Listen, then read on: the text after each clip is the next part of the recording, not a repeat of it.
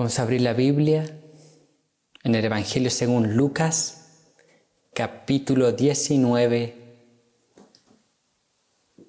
versículo 10. Dice así, en el nombre del Señor Jesucristo: porque el Hijo del Hombre vino a buscar y a salvar lo que se había perdido. Hasta ahí vamos a orar. Padre Celestial, a través de Cristo Jesús, una vez más recurrimos a su santa y divina presencia, reconociendo nuestros pecados, nuestras faltas, nuestras fallas, Señor. Pedimos que usted nos conforme a la imagen de Cristo, nos corrija, nos exhorte, nos aliente, nos edifique a través de la exposición de su palabra. Que su iglesia sea fortalecida, su iglesia sea avivada, su iglesia sea despertada a un mayor interés por usted, a un mayor amor por usted, Señor. Deme gracia para exponer con fidelidad su palabra, que yo mengüe, Cristo sea exaltado y que su reino siga avanzando a través de la predicación del Evangelio por medio de su iglesia. En el nombre de Cristo Jesús. Amén.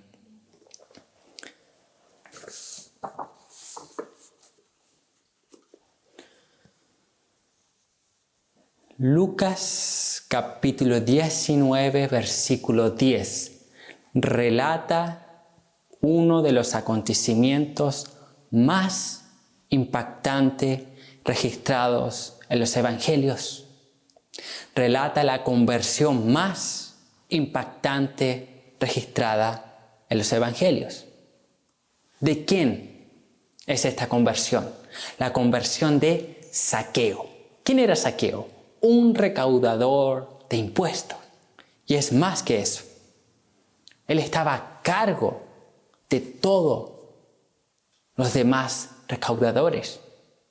Entonces, para los judíos, los recaudadores de impuestos eran traicioneros, eran ladrones, habían traicionado a la nación, habían traicionado a Dios.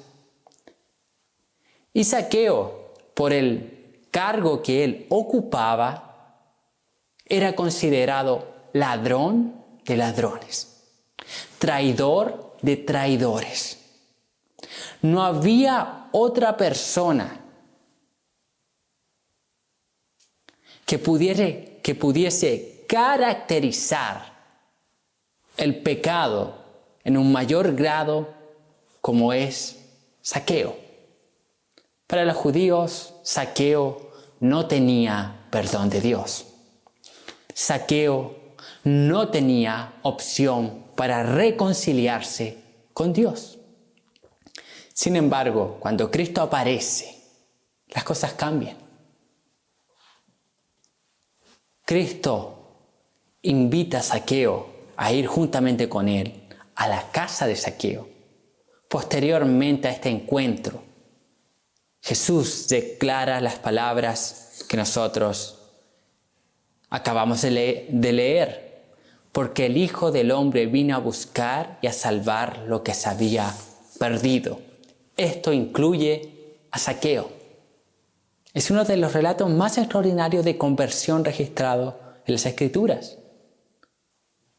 La evidencia de la conversión de Zaqueo es que el dinero que él tanto amaba, que tanto él acaparaba para sí, se despoja fácilmente y restituye cuadruplicadamente, más de lo que pedía la ley.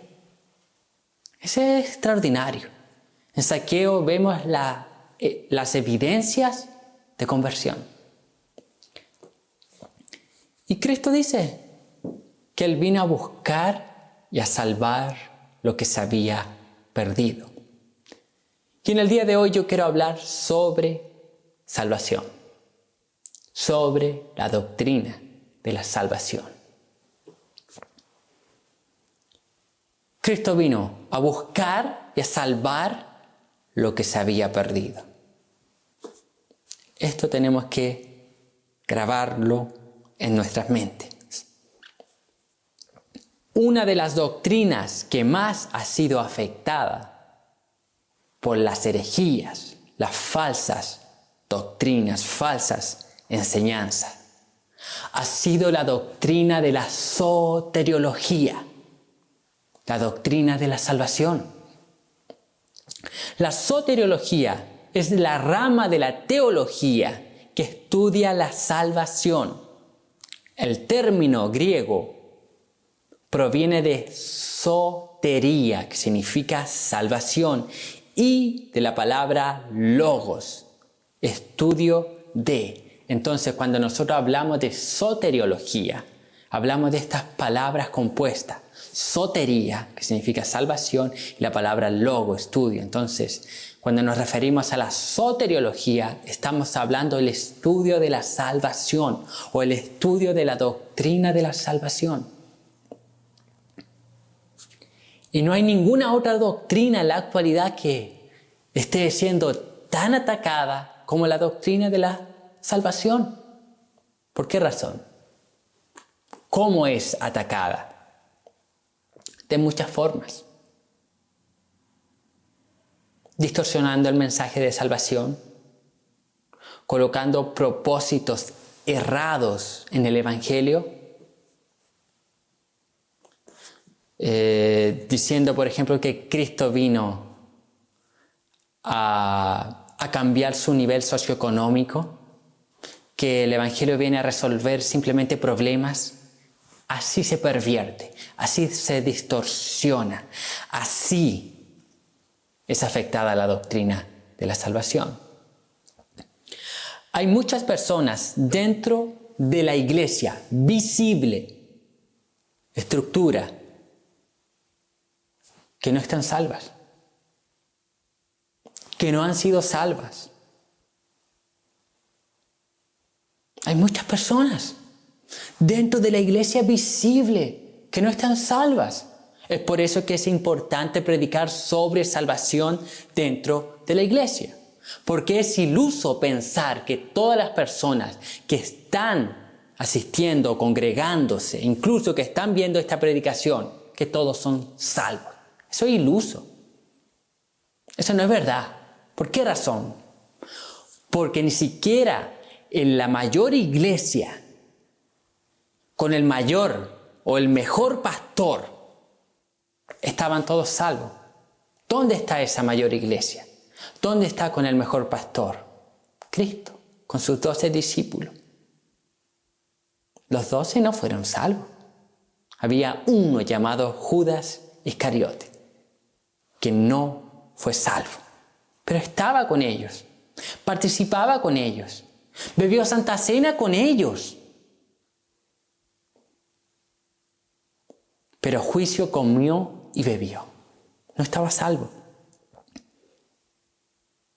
Tales personas son meros adherentes a la iglesia. Son simples parte de números. ¿Por qué razón? Aquí volvemos nuevamente a la doctrina de la salvación. Porque las denominaciones están más preocupadas de llenar los templos de personas y se han despreocupado de la salvación de los tales. Se perdió el enfoque. Se distorsionó el mensaje del Evangelio. Se distorsionó el mensaje de salvación que leíamos en Lucas 19:10. Y ahora las denominaciones, los pastores, los líderes, no todos, pero gran parte de estos, se han preocupado por números. Se han preocupado por levantar templos y llenarlos. Hoy en día la iglesia lamentablemente está siendo tratada como una empresa, donde los pastores, los líderes, no están viendo miembros, están viendo números, no están viendo personas, están viendo números. ¿Por qué? Se perdió el mensaje, se distorsionó.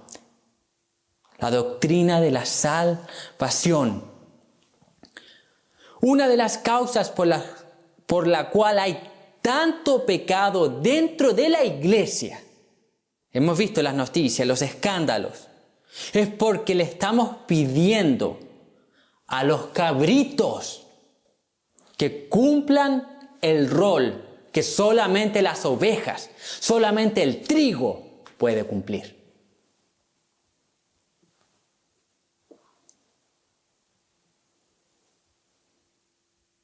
Muchas veces los pastores estamos discipulando cabritos, verdaderamente. Ahí hay un error. En vez de estar discipulando, deberíamos ya estar predicando simplemente el Evangelio, no dándolos por sentados, que son salvos. Tenemos muchas personas dentro de la iglesia diciéndose salvas, cuando bíblicamente no lo son. Se dicen salvas porque se moldean al perfil o a la liturgia de una denominación. Se dicen salvas ¿por qué?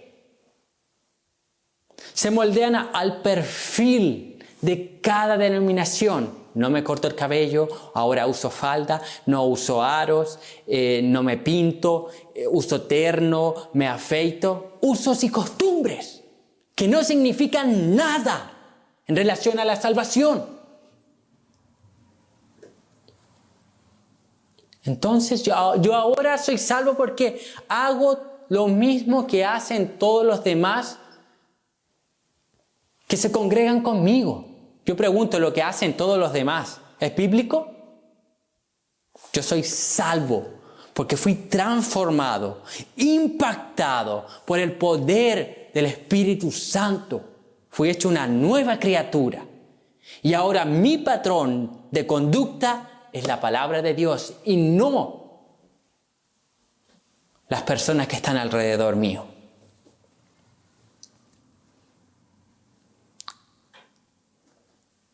Toda esta descaracterización de la salvación ha ocurrido por lo siguiente. Como dice el pastor Paulo Jr., cito aquí literalmente, ha ocurrido por lo siguiente, porque falsos pastores con sus falsas iglesias predican un falso evangelio que produce falsos creyentes. Ahí está el problema. ¿Está entendiendo, mi hermano? Ahí está el problema de tanto pecado dentro de la iglesia. Ahí está el problema de pastores, falsos pastores enriqueciéndose a costa del pueblo. Ahí está el problema de adulterios, mentiras, escándalos. ¿Está ahí? ¿Por qué? Porque falsos pastores con sus falsas iglesias predican un falso evangelio que produce, por ende, falsos creyentes. Falsos creyentes.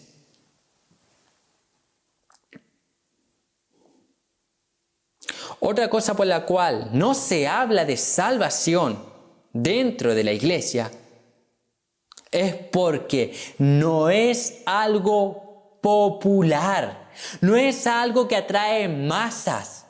No es algo que atrae número, ni que genere prosperidad material. John MacArthur dice lo siguiente: la doctrina de la salvación no es popular porque incluye el reconocimiento del pecado. A final de cuentas, ningún pecador quiere que se le corrija su pecado. Ningún pecador quiere que sea ser tratado como debe ser tratado a la luz de la palabra de Dios, como un depravado.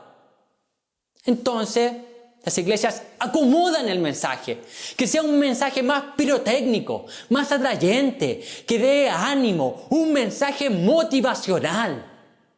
Cambiamos. Sin embargo, ese mensaje no va a producir salvo. Ese mensaje no va a producir personas regeneradas. Ese mensaje no va a cambiar las vidas de las personas. Ese mensaje no va a cambiar la naturaleza pecaminosa de las personas. Y ese es el contexto en el cual nosotros estamos viviendo. Ese es el contexto en el cual la iglesia se encuentra en los días actuales. ¿Cuándo fue la última vez que usted oyó un mensaje sobre salvación? ¿Cuándo fue la última vez que usted oyó las palabras arrepentimiento? ¿Cuándo fue la última vez que usted oyó la palabra regeneración? Ahí está la respuesta. Si usted está en una iglesia bíblica, claro que la va a conocer esas palabras. Pero si usted está en una de esas falsas iglesias, quizás usted nunca haya oído estas palabras. En el día de hoy veremos algunos aspectos olvidados de la doctrina de la salvación.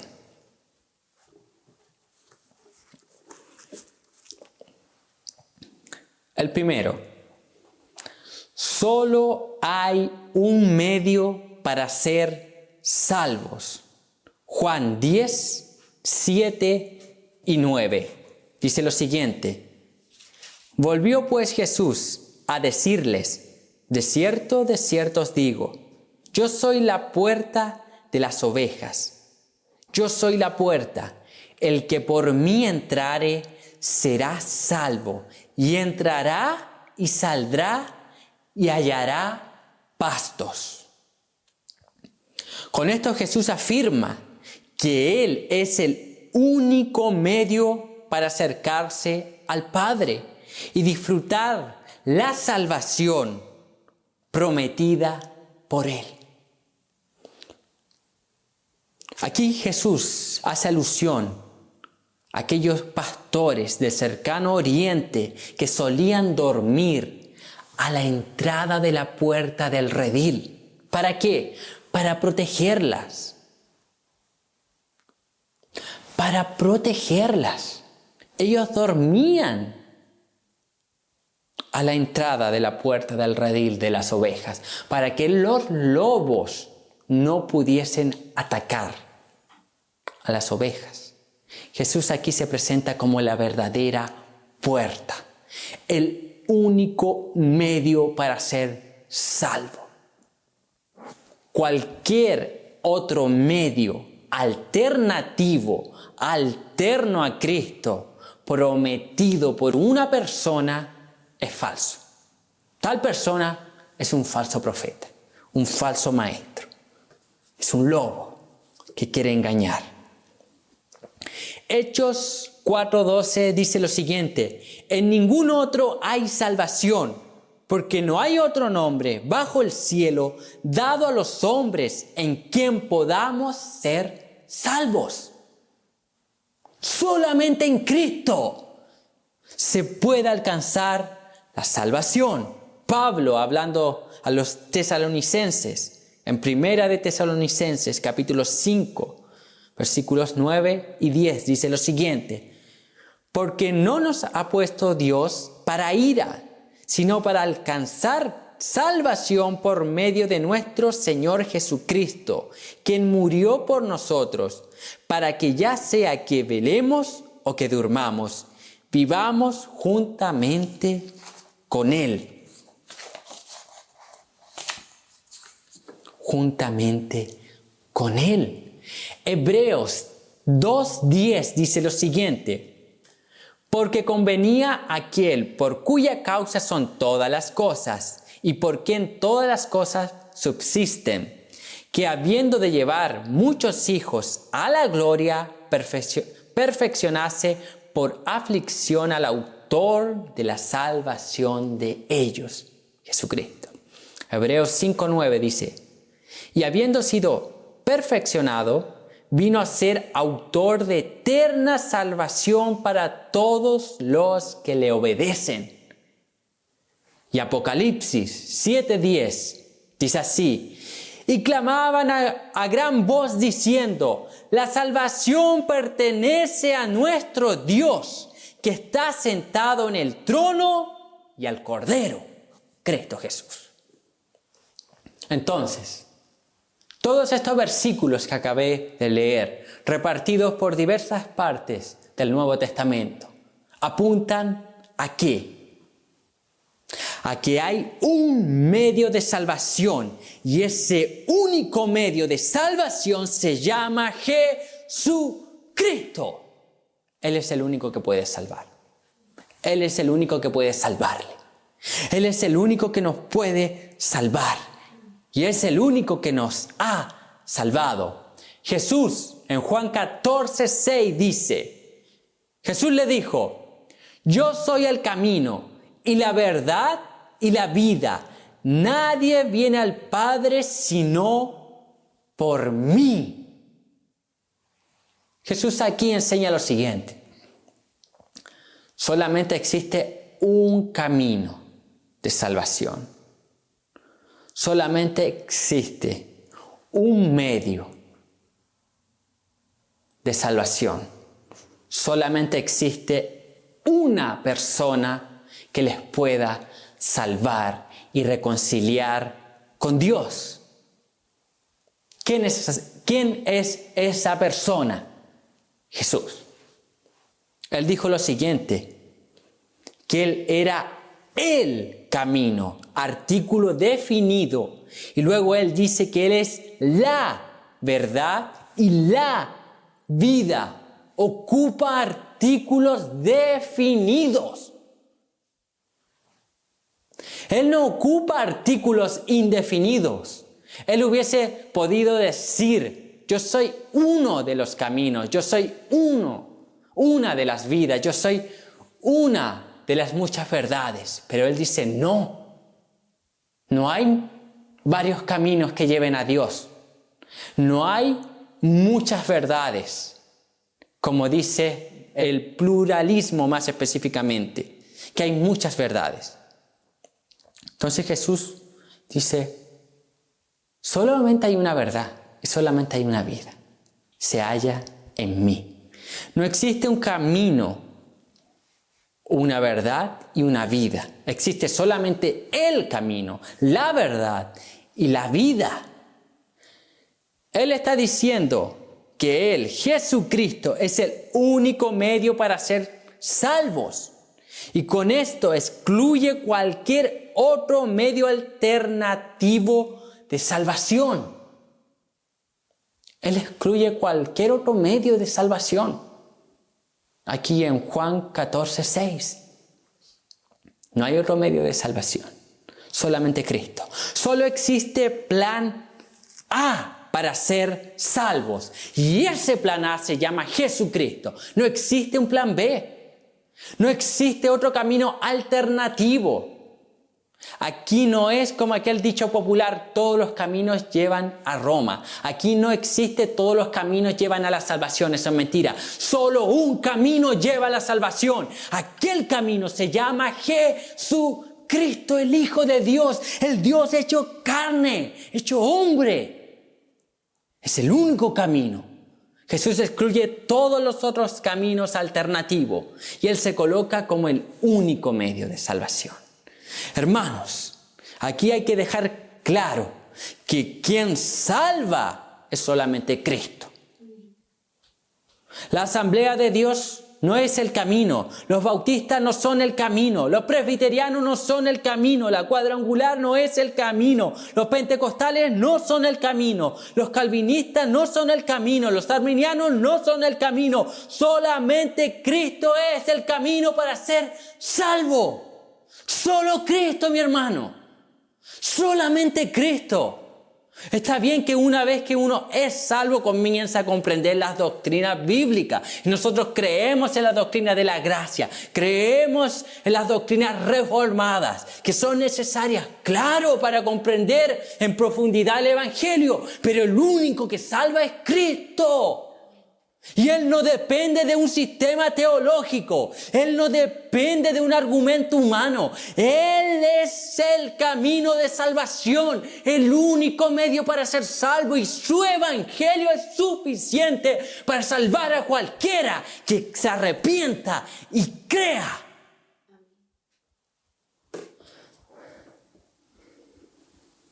Él es el que salva, Cristo. No debemos nunca olvidarnos de aquello. Jesús es el único que salva. La iglesia necesita volver a recalcar esta idea, esta doctrina, esta verdad bíblica. Jesús es el único que salva. Yo no soy salvo simplemente por asistir a la iglesia. Cualquiera puede asistir a un lugar físico donde la iglesia se reúne. Cualquiera.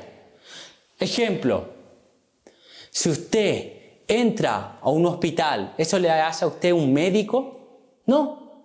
Entonces, ¿por qué muchas personas simplemente por asistir al lugar, al salón donde la iglesia se reúne, se cree ser salva, cuando verdaderamente nunca ha sido salva? ¿Por qué? Porque no pasó ni por la fe ni por el arrepentimiento. Y más por encima de aquello, en primer lugar, no pasó por el nuevo nacimiento. No es salvo.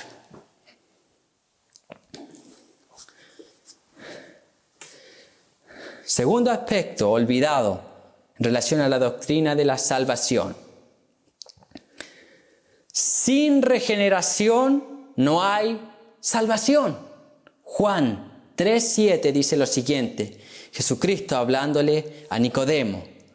No te maravilles de que te dije, o es necesario nacer de nuevo.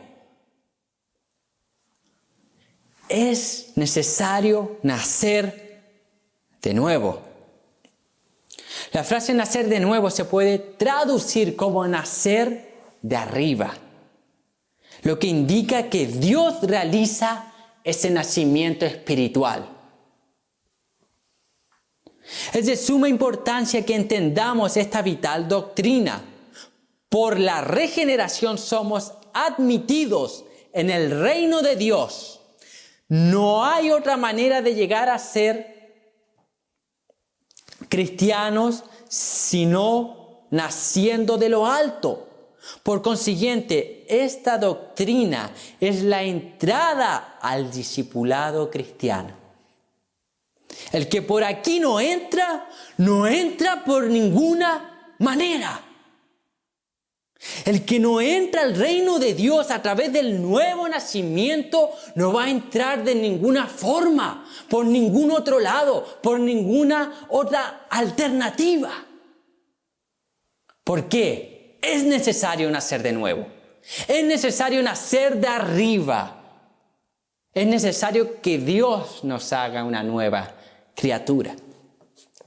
La regeneración es la comunión de una nueva vida y divina, una creación nueva, la producción de una cosa nueva.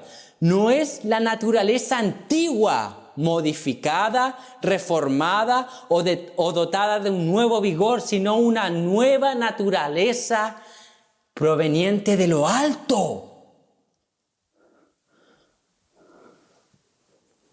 Por naturaleza el hombre está muerto en pecado. Y el nuevo nacimiento le da vida, la vida de Dios, de modo que en adelante Él es como los que han resucitado de entre los muertos y ha pasado de muerte a vida. A vida. Juan 3, del 3 al 5 dicen lo siguiente, Jesús. Respondió Jesús y le dijo, de cierto, te digo, que el que no naciere de nuevo no puede ver el reino de Dios. Nicodemo le dijo, ¿cómo puede un hombre nacer siendo viejo? ¿Puede acaso entrar por segunda vez en el vientre de su madre y nacer? Respondió Jesús, de cierto te digo, que el que no naciere de agua y del Espíritu no puede entrar en el reino de Dios. Sin nacer de nuevo, no podemos entrar en el reino de Dios. Sin nacer de nuevo, no podemos ser salvos. Sin nacer de nuevo, no podemos ser miembros de la iglesia. Es solo a través del nuevo nacimiento. Por eso que es importante. Y para que tenga claro que la regeneración es una obra completamente realizada, ejecutada por Dios.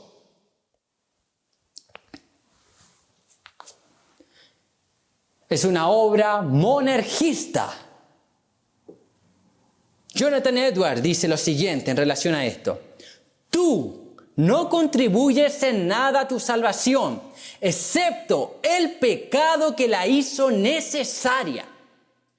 Nosotros estamos depravados completamente. No hay ninguna cosa buena que pueda colaborar para nuestra salvación.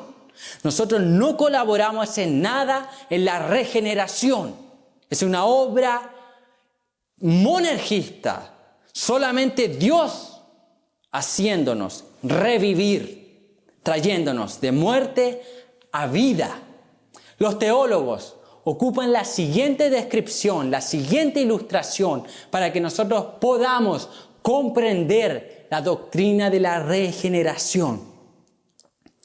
Cuando Dios crea, en Génesis 1, Él crea de la nada. Ahí se usa la palabra latina, ex nihilo. Dios crea de la nada. Para crear de la nada, Dios usa un poder extraordinario. Yo pregunto, ¿quién aquí ha podido crear algo de la nada? Ninguno. Nadie puede crear algo de la nada. Se necesita un poder extraordinario para que la materia surja, para que se cree la vida.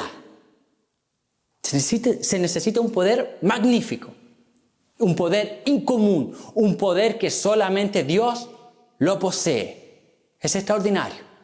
Ahora los teólogos dicen que en la regeneración Dios ocupa un poder mayor que el que ocupó en la creación. ¿Por qué razón? Porque en la creación Dios crea del ex nihilo, de la nada. Ahora en la regeneración Él tiene que crear o recrear desde una materia ya corrompida. Es mayor. Es mayor. El hombre está depravado, muerto, afectado por causa del pecado. Entonces Dios toma esa materia corrupta y la hace una nueva criatura. No es cosas modificadas. Él no solo reforma, Él no hace solo eso. Él crea una nueva criatura. Para eso se necesita un poder mayor que el de la creación. Y ese poder solamente lo puede ejercer Dios. Ese poder solamente proviene de Dios y la acción de la regeneración es solamente de Dios. Nosotros no aportamos nada en la regeneración.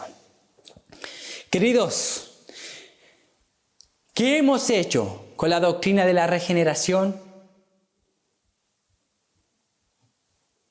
Es tal la ignorancia de esta doctrina que muchos predicadores la llaman como la doctrina olvidada. Imagínense el peligro de que esta doctrina sea olvidada. Es terrible. Es una pésima noticia. ¿Por qué? Porque sin ser regenerado no se puede ser salvo. Y si olvidamos esta doctrina, la tiramos para un lado, quiere decir que la mayoría de la gente que está visitando los templos no ha sido salva. Si nos está predicando sobre esto, la gente no sabe.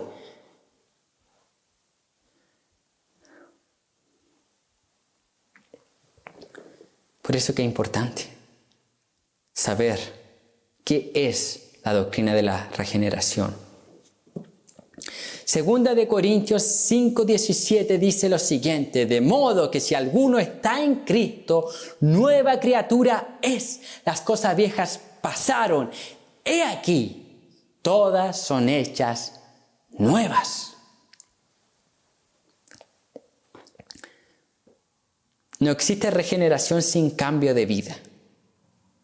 Eso tenemos que mencionar y hacer énfasis. La regeneración produce un cambio de vida. O sea, hay un nuevo nacimiento, hay una nueva creación, una creación que nace de lo alto, que es Dios quien la ejecuta. Y eso inevitablemente produce un cambio en las conductas de las personas. No existe regeneración sin cambio de vida. ¿Cuántos han llegado aquí o van a ver esta predicación creyéndose salvos y nunca han pasado por la regeneración? Nunca han nacido de nuevo. Están perdidos. Están perdidos dentro de la iglesia visible o militante. Eso es lamentable. ¿Cuántas personas perdidas dentro de la iglesia? Nunca nacieron de nuevo. Nunca sus vidas fueron transformadas. Están perdidos. Necesitan arrepentirse. Necesitan volverse a Dios y clamar para que Dios les salve. Tercero, la evidencia de la salvación y regeneración es la santificación. Romanos 6:22 dice lo siguiente: Mas ahora que habéis sido libertados del pecado y hechos siervos de Dios, tenéis por vuestro fruto la santificación como fin, y como fin la vida eterna. La santificación no es un simple acto de reforma moral, ya que los hombres no se pueden limpiar ni sanar por sí mismos, sino que es Dios quien los limpia y sana.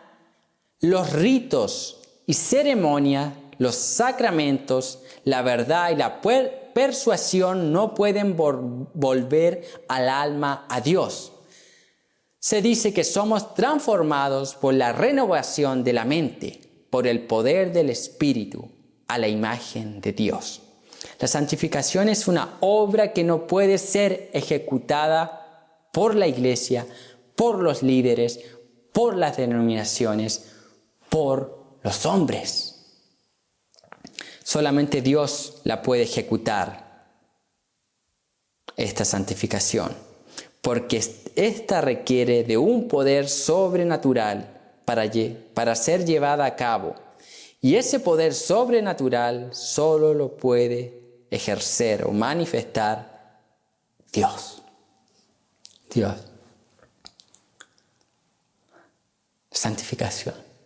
Y aquí, la regeneración es instantánea. Luego pasamos a un estado de santidad porque fuimos justificados. Y al mismo tiempo pasamos a un proceso progresivo de santificación. Hay cosas que se van a manifestar más rápidamente en nuestro cambio y otras que se van a manifestar con el tiempo. Hay algunas que son instantáneas y otras vendrán con el transcurso del tiempo. Sin embargo, la santificación es la evidencia visible de esa salvación y regeneración. Santificación es separación del mal. La santificación tiene que ver con la separación de todo lo que es pecaminoso y que contamina tanto el cuerpo como el alma. Eso es la santificación. Es separación del mal. Es en el momento que usted es regenerado, Dios viene, lo corta de este mundo, lo separa, lo aparta de este mundo. Lo aparta del mal, lo aparta del pecado. Hay una separación. Dios lo aparta. Entonces la santificación es una separación del mal. Pero no solamente es separación del mal, sino que también es consagración a Dios. Esto quiere decir, Es santificado todo lo que es apartado de los usos profanos para dedicarlos a los usos sagrados. Todo lo que está dedicado exclusivamente al servicio de Dios. Eso es consagración. Siempre que una cosa o una persona es separada de las relaciones comunes de la vida para ser dedicada a usos sagrados, la tal cosa o persona se dice que ha sido santificada.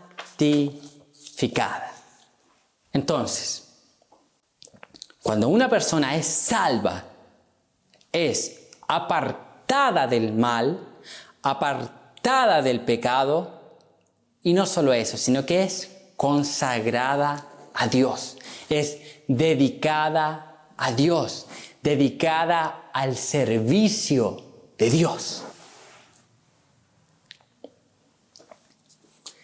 Primera de Pedro 1, 15 y 16 dice lo siguiente: sino, como aquel que os llamó es santo, sed también vosotros santos en toda vuestra manera de vivir, porque escrito está: sed santo porque yo soy santo. La Nueva Versión Internacional dice así: más bien, sean ustedes santos en todo lo que hagan, como también es santo quien los llamó, pues escrito está: sean santos porque yo soy santo. Santo. Nuestro patrón de santidad es Dios. Nuestra vara de comparación, nuestra regla de comparación es Dios. Es Jesucristo.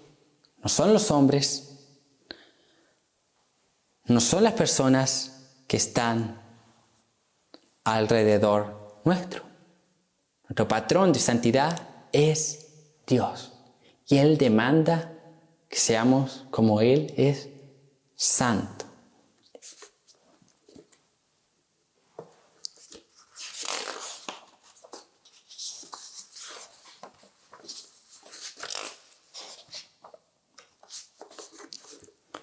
Él demanda que seamos santos como Él lo es. El doctor Tozer decía lo siguiente: el verdadero ideal cristiano no es ser feliz, sino ser santo. Parece que esta palabra hoy en día no se oye. Parece que la iglesia ha hecho todo al revés. Parece que hoy en día el verdadero ideal cristiano es ser feliz y no santo, porque todos están buscando la felicidad y no la santidad. Y Dios no dice sean felices como yo soy feliz. Dios dice sean santos como yo soy santo. Distinto, cortado y separado, consagrado. J.C. Wright dice lo siguiente: hay una realidad clara y simple de la elección, y es esta: que los hombres y mujeres escogidos pueden ser conocidos y distinguidos por su vida santa. J.C. Wright. Pueden ser conocidos por su vida santa. Steve Lawson dice lo siguiente: el evangelio que nos lleva al cielo mañana nos lleva a la santidad hoy. Sin santidad no hay cielo. Paul David Watcher dice lo siguiente: todo aquel que dice que Dios le ha salvado y sigue viviendo como vivía antes, le pregunto, ¿Dios te salvó de qué? ¿De qué te salvó Dios? Si vives igual que antes, pecas igual que antes, sigues siendo tan iracundo como antes, sigues siendo mentiroso, depravado, fornicario, adúltero, igual que antes, solamente que ahora lo haces a escondidas. ¿De qué te salvó Dios? Porque la evidencia de salvación es santidad. Vida santa. A.W. Pink dice lo siguiente: un corazón santo y un andar obediente son la evidencia bíblica de haber sido justificado por Dios. Vida santa. La santificación es la evidencia de nuestra salvación, de nuestra regeneración. En cada área de nuestras vidas debemos ser santos. Dios es nuestro patrón de santidad y no el pastor X, el hermano tanto, la hermana tanto, etc. Cuando a veces uno va a corregir, va a llamar a alguien al arrepentimiento en cuanto a la disciplina de la iglesia, y usted comienza la corrección,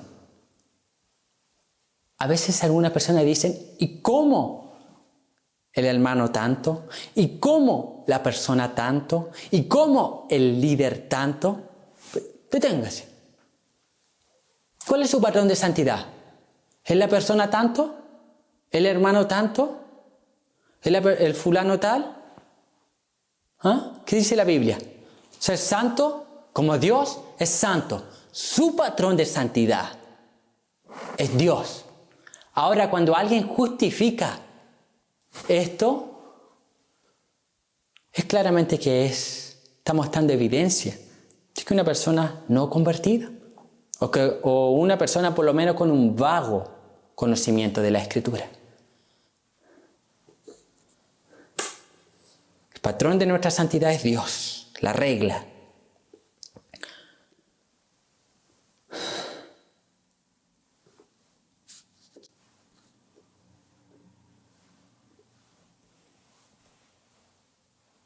Nuestro patrón de santidad es Dios y no los demás hombres pecadores. Debe entender eso. El hermano, por más que sea salvo, todavía sigue siendo pecador.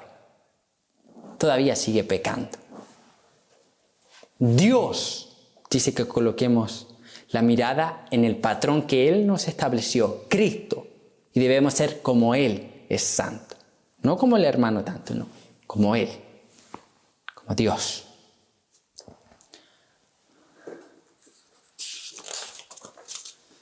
Y aquí,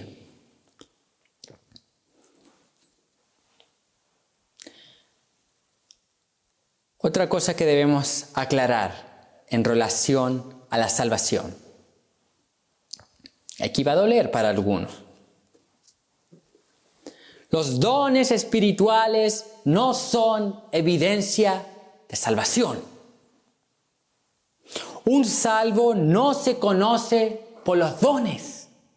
Un salvo se conoce por los frutos, dicen las Escrituras. Mateo 7, 21 y 23, 21 al 23 dice lo siguiente: no todo el que me dice Señor, Señor, entrará en el reino de los cielos, sino el que hace la voluntad de mi Padre que está en los cielos. Muchos me dirán en aquel día, Señor, Señor, ¿no profetizamos en tu nombre? En tu nombre echamos fuera demonios y en tu nombre hicimos muchos milagros. Y entonces les declararé: nunca os conocí, apartaos de mí, hacedores de maldad.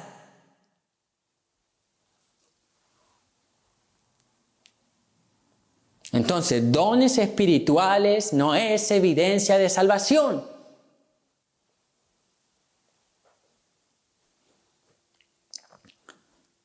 O el que Dios me use o haga algo a través de mí, eso no es evidencia de salvación. Eso queda claro en todo el panorama de las Escrituras, sobre todo en el Antiguo Testamento. Como Dios usaba gente mala por amor a su pueblo. ¿Y por qué? Por amor al pacto que Él había hecho. Y eso no significaba que las personas tenían una correcta relación con Dios. Era simplemente Dios que la usaba para favorecer a su pueblo por el pacto que Él había hecho. Nada más. Entonces, dones no son evidencia de salvación. Y aquí es claro Cristo al enseñar en Mateos que en el día final muchos le dirían: Señor, Señor, no profetizamos en tu nombre, y en tu nombre echamos fuera demonios, y en tu nombre hicimos milagros. O sea, las grandes cualidades de los ministros de Dios, dice, Aquí Cristo se refiere. Que muchos dirían, oh, hicimos milagros, expulsamos fuera demonios, hicimos sanidades, cosas extraordinarias. Y Él le dirá en aquel día, apartaos de mí, hacedores de maldad.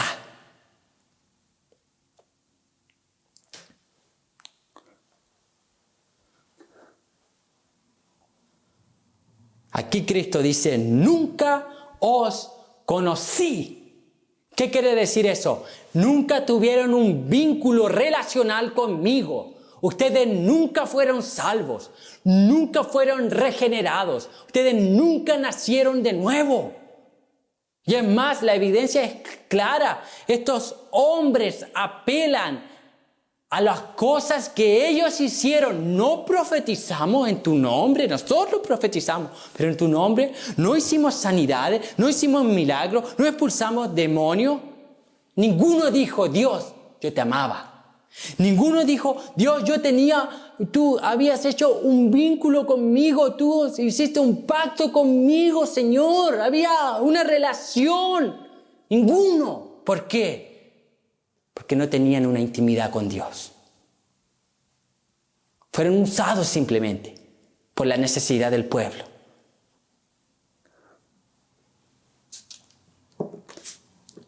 ¿Quién nos recuerda la misión de los 12?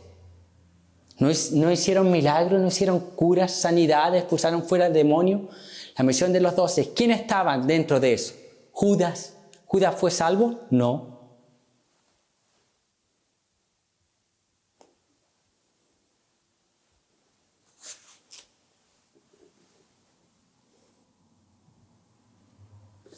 Entonces, dones no son evidencia de salvación.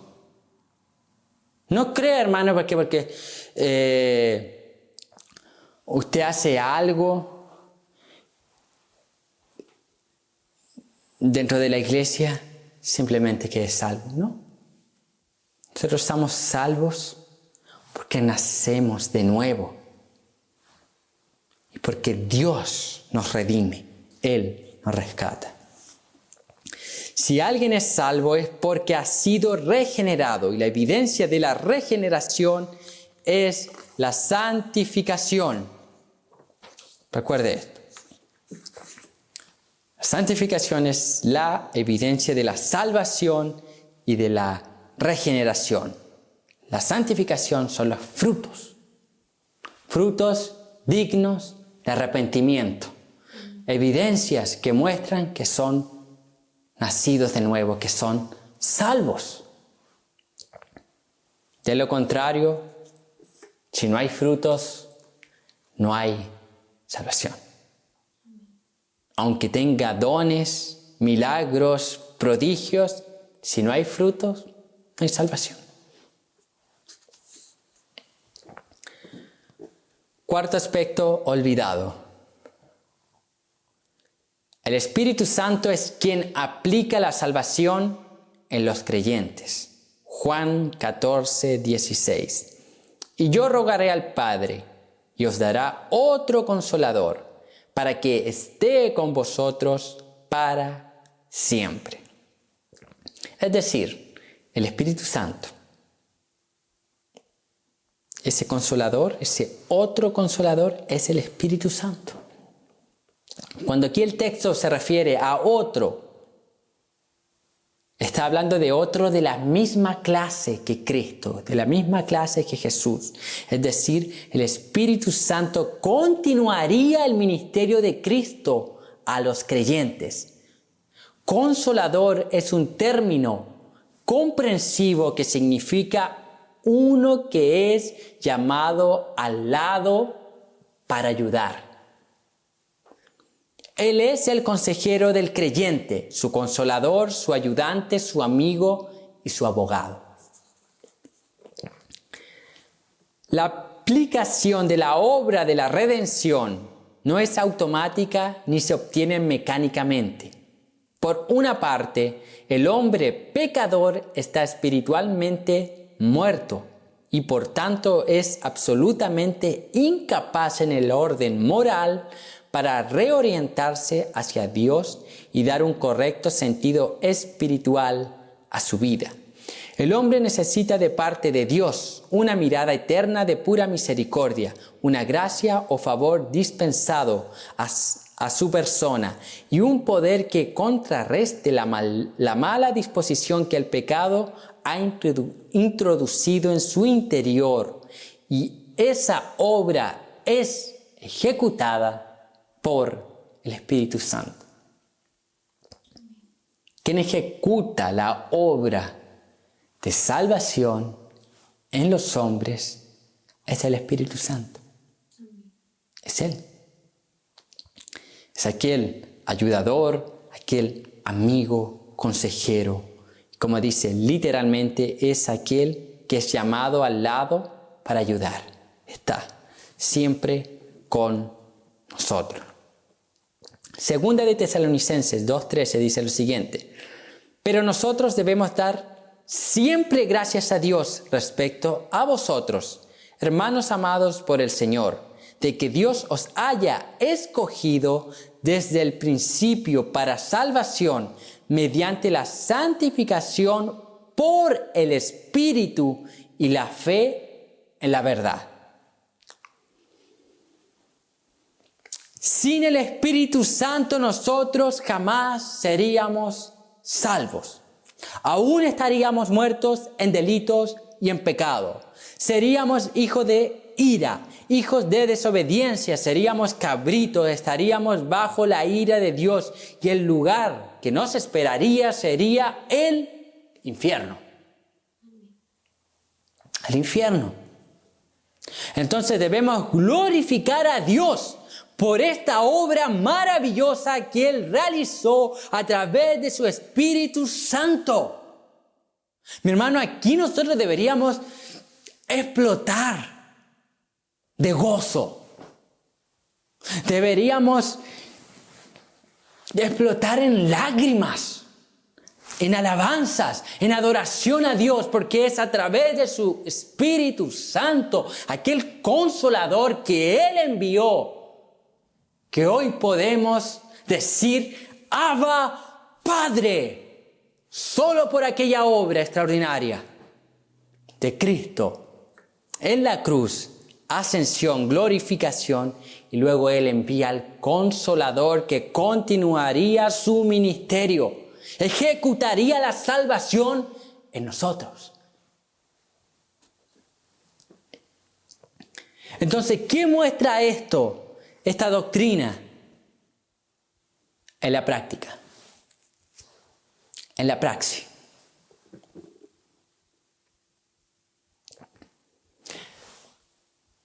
Si la salvación, la regeneración, este nuevo nacimiento, es obra exclusiva del Espíritu Santo, o sea, Dios, la tercera persona de la Trinidad, ejecuta esta obra salvífica. Entonces, ¿qué es lo que comprendemos aquí? Que la salvación no puede ser manipulada. La salvación no puede ser manipulada por hombres. Es una obra divina. La salvación no puede ser manipulada por una música de fondo. La salvación no puede ser manipulada por un llamado al altar.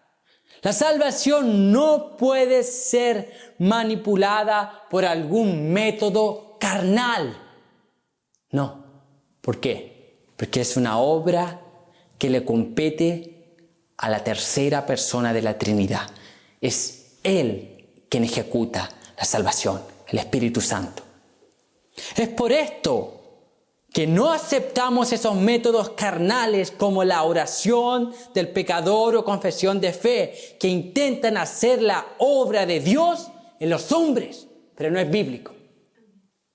¿Y por qué intentan hacer eso? Yo sé que personas han sido salvas realizando aquella oración, pero no fueron salvas por la oración. Fueron salvas a pesar de la oración, porque Dios en su gracia y amor intervino para salvarlas. Pero no es el método el que salva. Cuidado.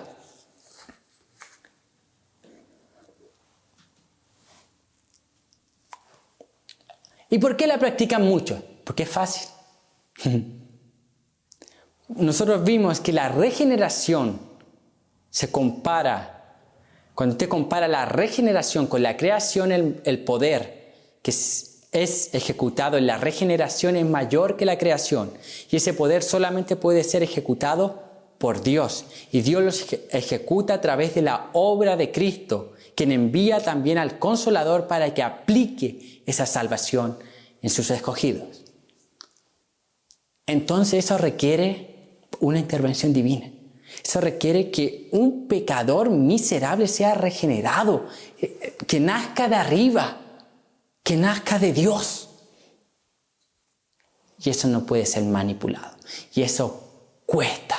¿Cuesta qué? Lágrimas, cuesta ayuno, cuesta oraciones, cuesta predicación, hasta que el Espíritu Santo obre.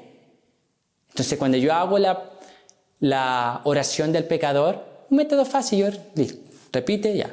Repitió con seguridad, fue sincero, sí, ya, es salvo, listo. Es fácil. Nadie quiere llorar, nadie quiere ayunar, nadie quiere predicar, repredicar, seguir predicando y predicando, insistiendo. Nadie. Todos quieren métodos que faciliten todo. Es Dios quien salva. Solamente Dios, a través de su Hijo, nuestro Señor Jesucristo. Y es el Espíritu Santo quien aplica la salvación en los hombres. El apóstol Pablo, hablando del plan de salvación, explota en alabanza, en doxología, impactado por la obra salvífica, y dice lo siguiente en Romanos 11, del 33 al 36. Oh profundidad de las riquezas, de la sabiduría y de la ciencia de Dios. Cuán insondables son sus juicios e inescrutables sus caminos. Porque ¿quién entendió la mente del Señor? ¿O quién fue su consejero? ¿O quién le dio a él primero para que le fuese recompensado? Porque de él y por él y para él son todas las cosas. A él sea la gloria por todos los siglos de los siglos. El apóstol Pablo aquí hablando sobre este plan de salvación impactado.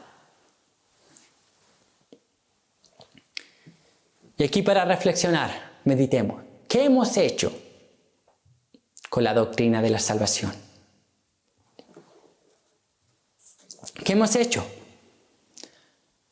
Lucas 19:10, el texto base, dice lo siguiente: porque el Hijo del Hombre vino a buscar y a salvar lo que se había perdido. El texto no dice que Él vino a prosperar a los pobres, no dice que Él vino a curar a los enfermos, no dice que Él vino a quitar el sufrimiento. El texto dice que Él vino a buscar y a salvar lo que se había perdido. Y eso es lo que la iglesia debe predicar en los días actuales. Eso es lo que nosotros debemos predicar, no modificar, no adulterar el mensaje para que sea atrayente. Cristo está preocupado con la salvación de sus escogidos.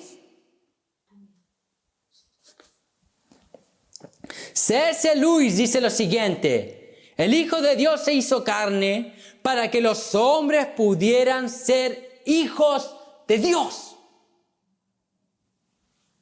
Charles Spurgeon decía lo siguiente: la moralidad puede mantenerte fuera de la cárcel, pero solo la sangre de Jesús puede mantenerte fuera del infierno. Solo Cristo. Solo Cristo. El pastor Paulo Jr. dijo en una de sus predicaciones: en ningún otro tiempo, ni la Inquisición papal, ni el Holocausto judío llevó tanta gente para el infierno como la iglesia moderna está llevando. La iglesia moderna no produce salvos, produce condenados. ¿Por qué? Pervierte el mensaje. Hemos cambiado salvación por prosperidad. Hemos cambiado salvación por curas, sanidades. Hemos cambiado salvación por dinero, salvación por ánimo, bienestar, motivación. Pervertido el mensaje. Eso es lo que hemos hecho en esta generación. Millares están yendo al infierno, creyendo que van al cielo. ¿Por qué? Oyeron un falso evangelio. Cada un segundo, 3 personas pasan a la eternidad y la mayoría de ellas no son salvas. Ellas están yendo al infierno. ¿Eso no le incomoda? Son personas igual que usted.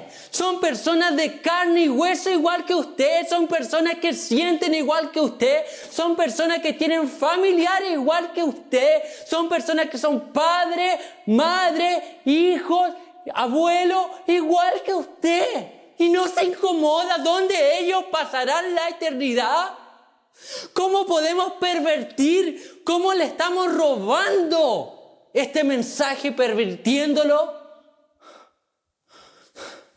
Hermanos, se trata de vida o muerte, de cielo o infierno. Se trata de dónde usted pasará la eternidad. Yo no estoy preocupado si el día de mañana le van a aumentar su salario. Yo no estoy preocupado si va a tener un ascenso en su trabajo. Yo no estoy preocupado si se va a casar. Yo no estoy preocupado de su billetera, de su ahorro. No, yo estoy preocupado de dónde usted va a pasar la eternidad. Eso es lo que a mí me inquieta. Es por eso que yo cada día en mis oraciones doblo la rodilla y oro por cada miembro de la iglesia local. Porque me preocupa su eternidad. ¿Dónde usted pasará la eternidad? Lo demás es secundario. ¿Dónde pasará la eternidad? Leonard Ravenhill dice lo siguiente: una reforma es un movimiento de Dios en los corazones y pensamientos de las personas que le reconocen no solo como Salvador, sino también como Señor y le sirven.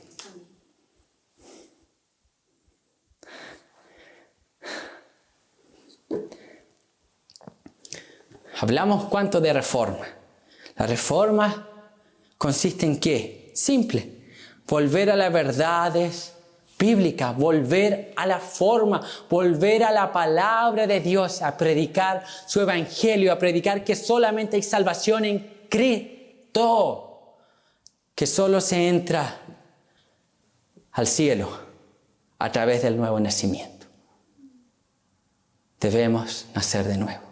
Debemos rescatar las verdades bíblicas. Debemos predicar el verdadero evangelio, que es el único que salva.